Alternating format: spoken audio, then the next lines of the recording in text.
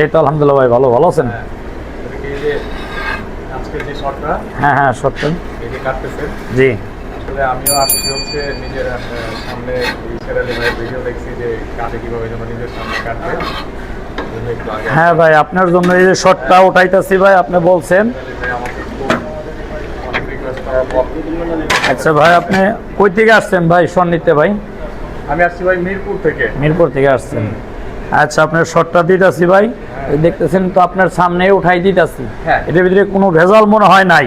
কিন্তু অনেকে বলে ভেজাল আছে, ভেজাল আছে ভাই, আমার এখানে নাই, আমি গ্যারান্টি দিয়ে দিতে পারি। কারণ আমাদের ধামরায়ে দুধের ভাই অভাব নাই, ঠিক আছে? এদিকে অনেক দুধ আছে, কারণ অনেক জায়গায় দুধ নাই, তারা ভেজাল করতে পারে। আমাদের ধামরায়ে মনে করেন এভেলেবেল দুধ, সাভার ঢাকার লোক এসে ধামরাই থেকে দুধ নিয়ে যায়, 10 মন 20 মন 50 মন নিয়ে যায় এদিকে থেকে। কিন্তু আমাদের তো দোকানে এলাকার দুধই কিনা, এখানে কোনো ভেজাল নাই ভাই, এখানে অরিজিনাল দুধ।